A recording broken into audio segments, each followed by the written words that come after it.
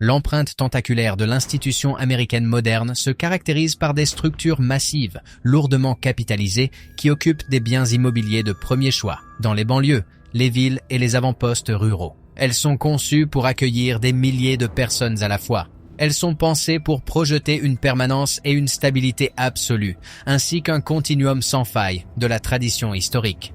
Le public continue de percevoir les personnes qui dirigent ces bâtiments à travers un prisme antiquisé, presque mythologique, imaginant un guide spirituel paisible, à l'abri de la machinerie brutale de l'économie moderne, travaillant un jour par semaine pour offrir réconfort et orientation morale.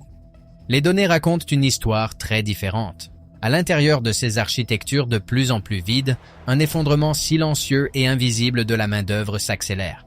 Le complexe ecclésiastique moderne n'est pas soutenu par une contemplation silencieuse.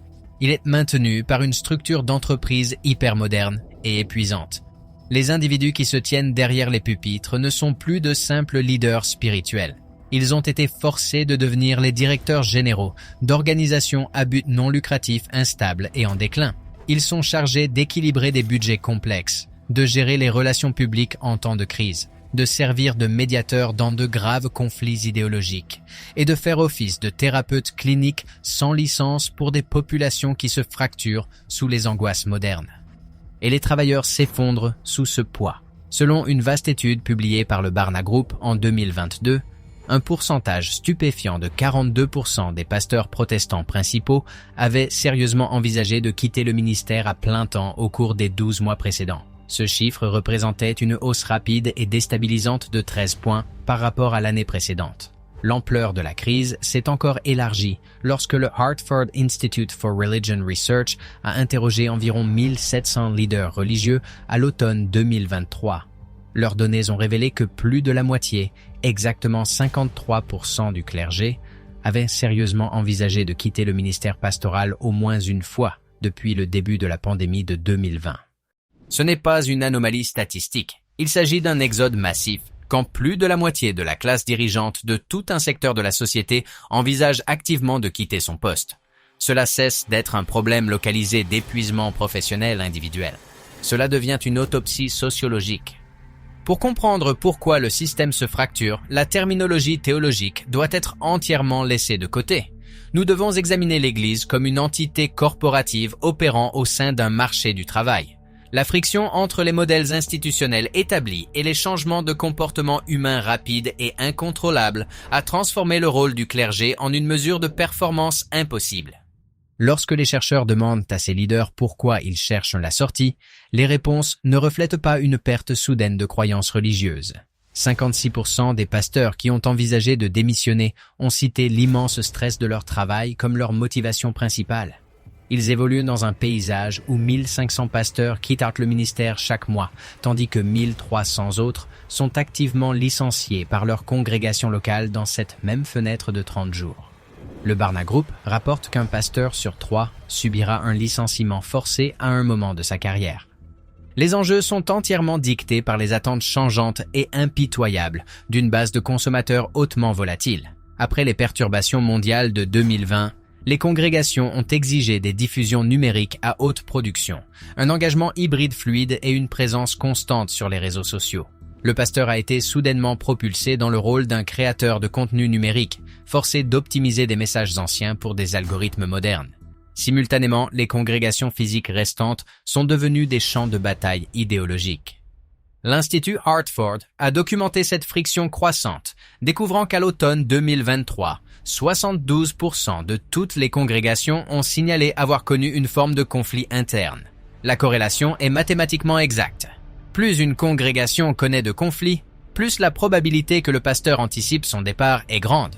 De plus, 38% des pasteurs démissionnaires ont spécifiquement désigné les divisions politiques actuelles comme une raison principale de vouloir abandonner leur poste. Ils sont contraints de naviguer sur le fil du rasoir d'une polarisation extrême, sachant que chaque déclaration publique, chaque politique de santé et chaque prise de position sociale aliénera et enragera un pourcentage vital de leur base de donateurs.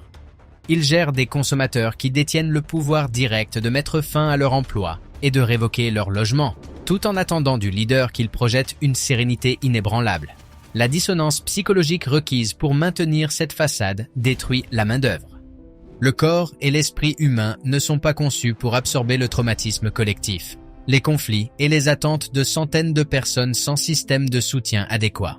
La Duke Clergy Health Initiative suit la trajectoire biologique des leaders religieux depuis des années. Historiquement, pendant environ 400 ans, être pasteur était un facteur de protection statistique pour la santé humaine. Le clergé contractait moins de maladies et vivait plus longtemps que le grand public. Mais à partir des années 1960, cet avantage démographique a disparu et la santé physique du clergé a entamé un déclin brutal vers le stress chronique et la maladie. Entre 2015 et 2023, les indicateurs de bien-être autodéclarés du pasteur américain se sont effondrés. Selon les données du Barna Group, en 2015, 24% des pasteurs déclaraient avoir un excellent bien-être physique. En 2023, ce nombre était tombé à seulement 11%. Mais c'est la détérioration psychologique qui dresse le tableau le plus sombre. En seulement 7 ans, le pourcentage de pasteurs faisant état d'une excellente santé mentale et émotionnelle est passé de 39% à un stupéfiant 11%. Le nombre de pasteurs signalant une excellente qualité de vie globale a chuté de 42% à 18%.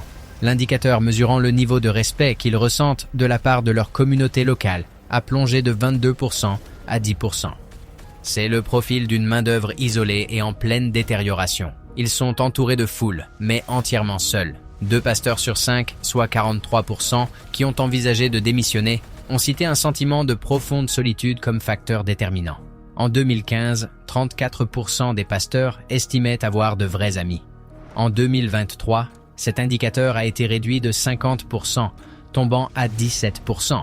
Les données montrent qu'ils échouent largement à obtenir un soutien externe. Pas moins de 63% des pasteurs déclarent ne jamais chercher aucune forme de soutien professionnel, avec seulement 8% consultant un thérapeute et 11% se rendant chez un conseiller professionnel.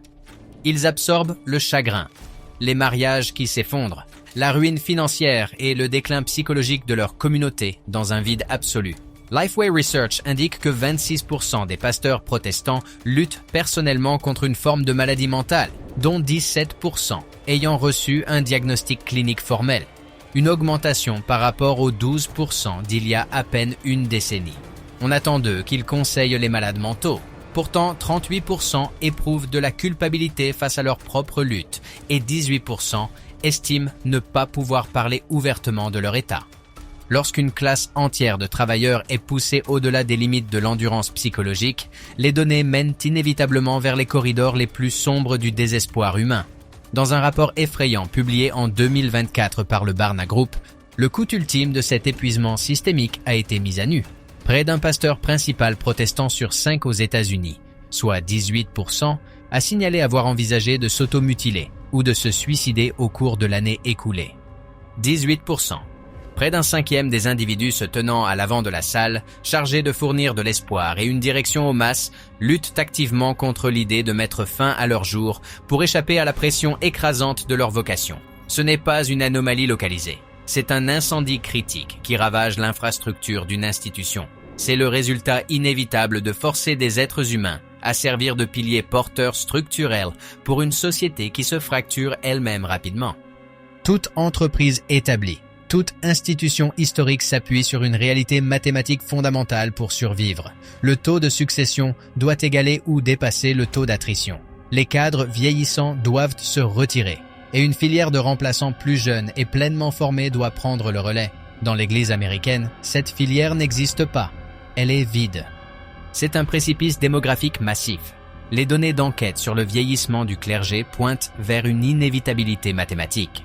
Lorsque George Barna a analysé les données démographiques en 1992, l'âge médian d'un membre du clergé protestant était de 44 ans. En 2017, le Barna Group a confirmé que l'âge moyen avait grimpé à 54 ans. L'étude Faith Communities Today de 2020 a poussé ce chiffre encore plus haut, révélant que l'âge moyen des leaders religieux avait atteint 57 ans. L'institution vieillit à une vitesse sans précédent.